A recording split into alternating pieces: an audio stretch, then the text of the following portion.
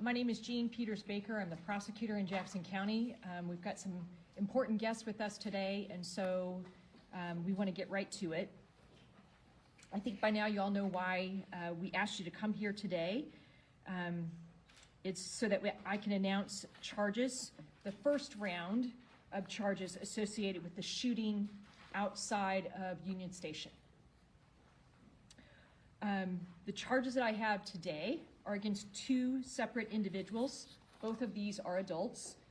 And the first one is defendant Lindell Mays.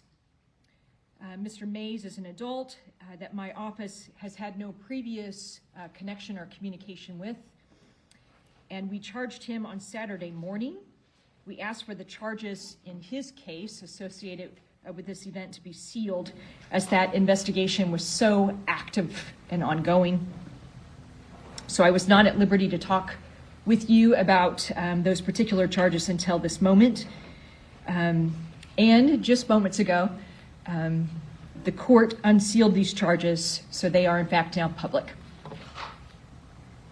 Now today, regarding Mr. Mays, he is in custody and he faces the following charges: murder in the second degree, felony murder, the underlying felony of unlawful use of a weapon, and this is, of course, an A felony, the highest charge that Missouri has available, and it brings up to a life sentence.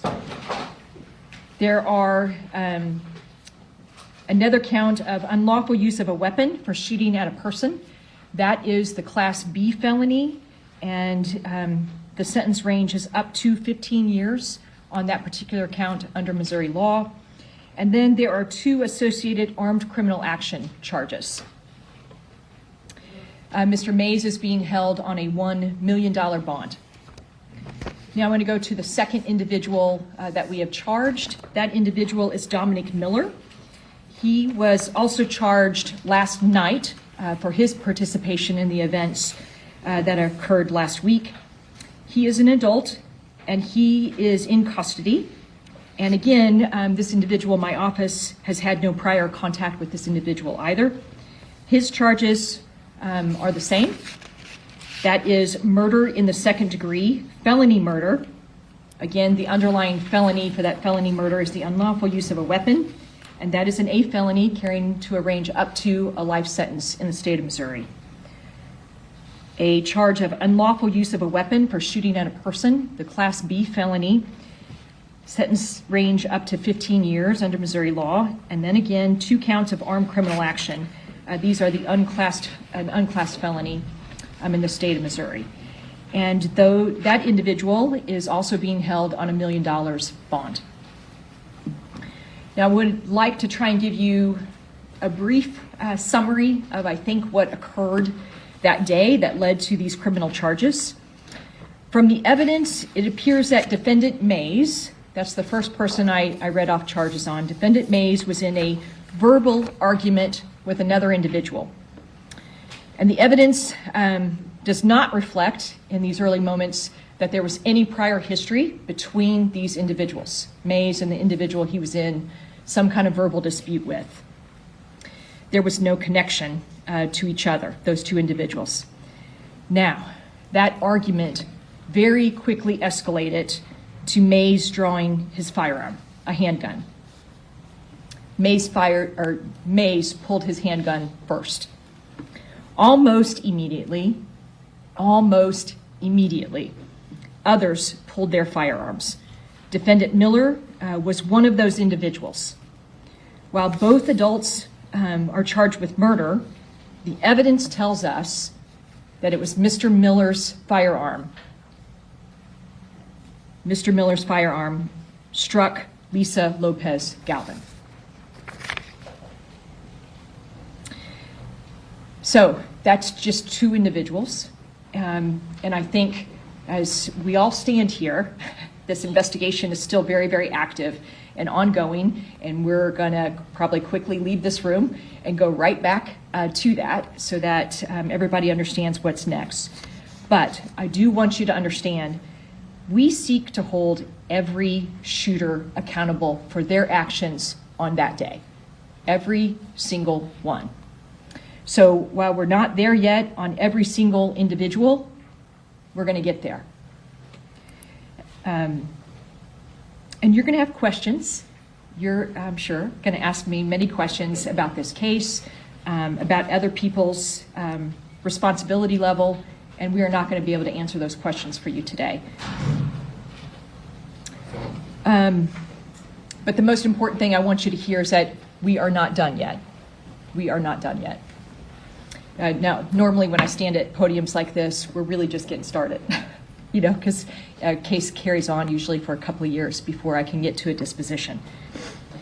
But vitally important to us, there's another kind of call out, I think, to community on this particular case. I'm asking for individuals to help us who were at the rally, and they may have additional information to provide. Specifically, we're looking for individuals who suffered wounds from their trying to escape. A stampede occurred as people tried to flee. Once gunfire started, there's a lot of video that's already out there showing people literally fleeing in those moments.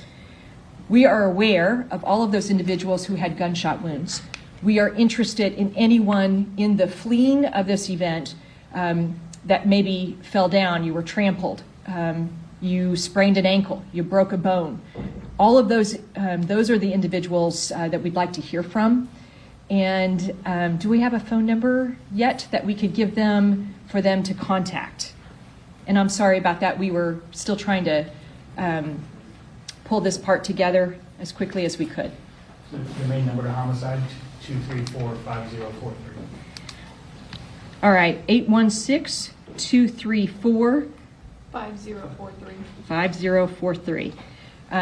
So any individual, whether or not you report it to a hospital or not, we would like to know, if you suffered additional wounds from this incident. These two are victims in the case, so that's why we would like to hear from you, and we'll go from there. All right. Okay, there are other issues today that I'm not going to go into and not going to address at this podium. That is whether or not there are additional law changes that are needed. There'll be a day for that discussion. It sure is not today and not at this podium for right now. Okay, I have spoken with the Lopez family, and they could not be here today, and certainly chose not to be here today because it is the view of their family that they want to focus on the memorial for Lisa. And I think we certainly understand that, and we want to support them in all ways that we know how to do that. But they did send a statement. I will send this statement out. It's a little bit long. I'm going to go ahead and read it to you now, but we'll send it after today's press conference so that you have their statement. On behalf of the Lopez Galvin family, we are grateful to the Jackson County Prosecutor's Office, led by Jean Peters Baker and her amazing team of highly experienced and dedicated prosecutors. We also want to thank the Kansas City, Missouri Police Department and all other law enforcement departments involved in this investigation. The effort and dedicated hours spent to expeditiously investigate this senseless act of violence is extremely commendable. It is reassuring for our family and the entire community to know that this joint team effort has resulted in the identification of the suspects involved. Though it does not bring back our beloved Lisa, it is comforting to know that the Jackson County Prosecutor's Office and the KCPD made it a top priority to seek justice for Lisa, the other shooting victims, and those who had to witness this tragedy unfold in the Kansas City community. Like I said, we will make that available to you in just a bit, so you will have more information. Okay. If I could, just a quick moment here to give some thanks to some individuals. They're not here. That's the investigative team that I've been able to work with, that all work at the direction of Chief Graves. I am so very, very grateful to work with you and to work the way that we have been able to on this particular case. You've worked as professionals. You've opened your door to me and my team from the very earliest moments. And it takes that level of participation and cooperation to get here. Here is the first marker. I'm grateful to be here, but I'm going to be even more grateful to find a courtroom in this building where I get to be. And in order to be successful there, I need the evidence to be strong. So thank you to each one of them. I won't name them because I didn't ask their permission to name their names, and sometimes they really don't appreciate that.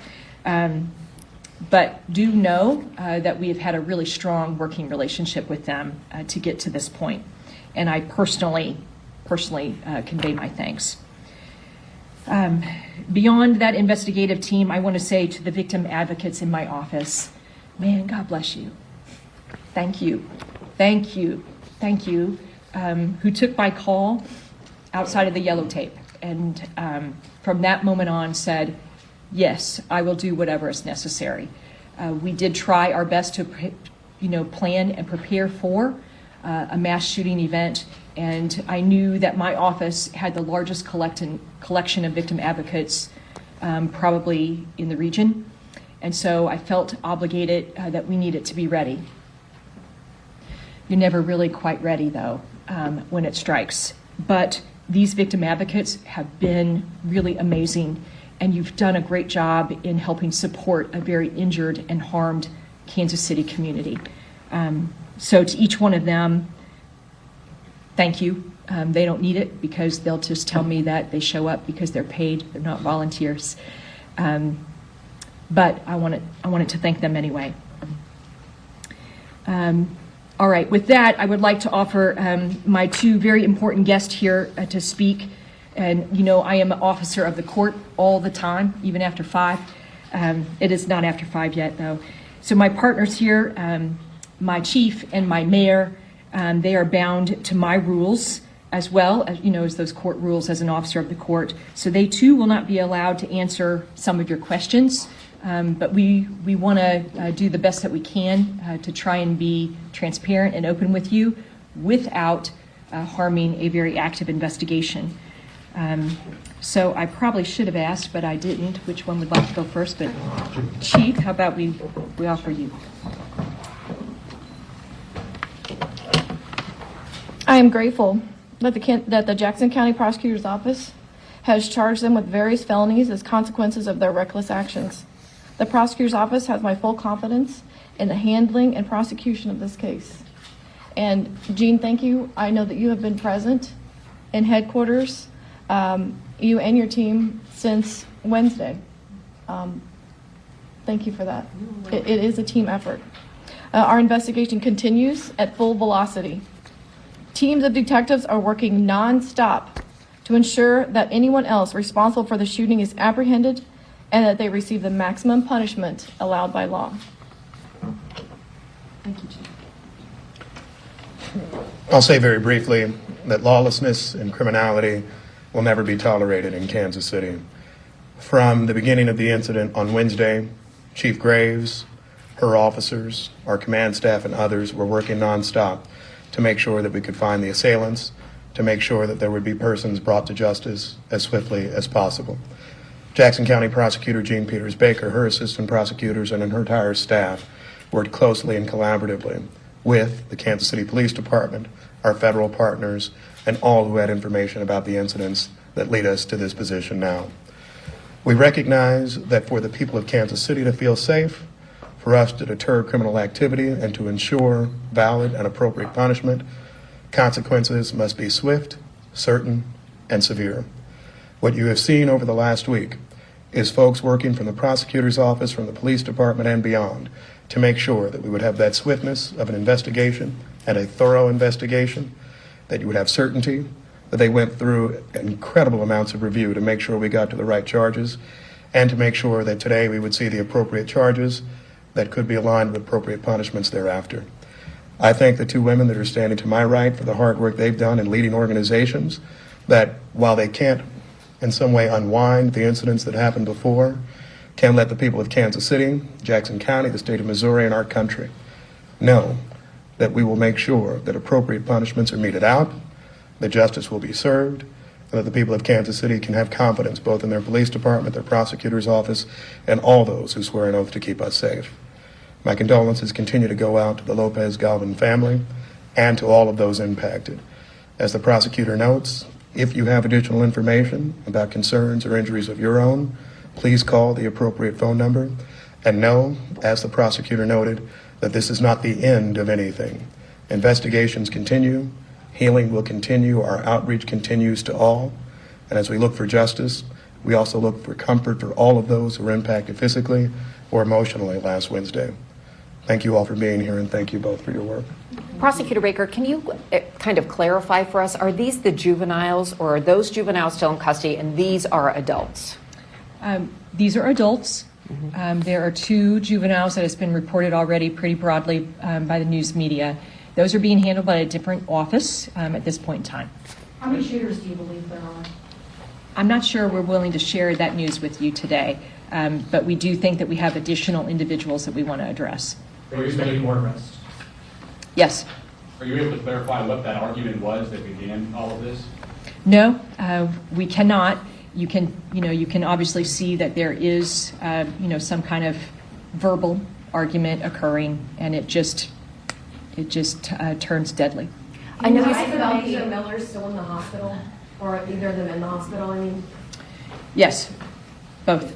they both are. Can you tell us about the number of weapons recovered and what they were? I don't think that we're willing to go there today, given the stage that we were at. I think we'll be able to provide that information pretty soon, but not yet. Were these 2 in the same group? No. No. To clarify, they didn't know each other at all. That is our evidence that they did not know each other prior to the events that led right up to the shooting. Are the juveniles in different groups as well? So, I don't like necessarily the word groups necessarily, but we are clustering people together. And so, yes, there are some individuals that are connected with the juveniles in our overall, in this overall crime scene. So, again, I'm not trying to be vague. I know you want answers, but that's as much as information as we can give in these moments. Anything else I can answer outside of the individuals charged today? Chief, they're in the hospital, Jean? Correct. Okay, but they're being held on $1 million bond. That's correct. Okay, so presumably they're in a hospital where there's a large security guarding them? Yes, there are officers guarding them. If Miller's believed his firearm shot and killed Ms. Galvin, why are the charges the same for the 2 adults? Because felony murder is a charge that is available, and it is the same punishment level as conventional murder. What are Miller and cases of ages? They would like to say that. I don't know that off the top of my head, so I cannot give that to you in this moment. All right, anything else we might be able to answer before? When were these 2 arrested?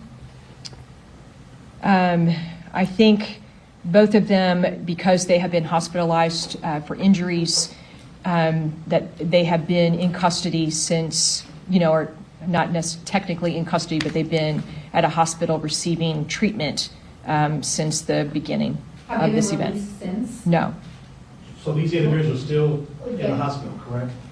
that's right. Now, were these persons, obviously, they were shot. Can you describe the injuries that they had? No, I can't. Honestly, I'm just not able to provide that information at this time because that's just not in my full orbit of information in this second. You said your office had no contact with either of the 2 of them. Have police had contact with them prior to this?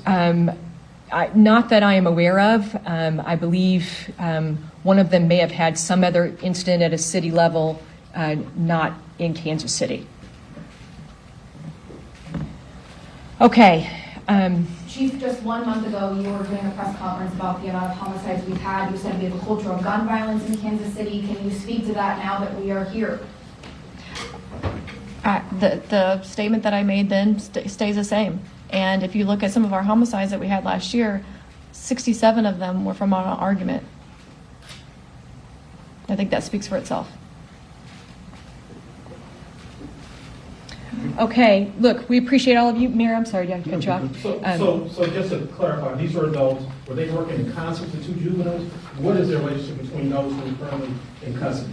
I'm not going to provide that information at this time, Glenn, but thank you for asking. All right, thank you very much for being here, everybody. We appreciate you. I know you came on really short notice, and as we are allowed to update, we will update you further.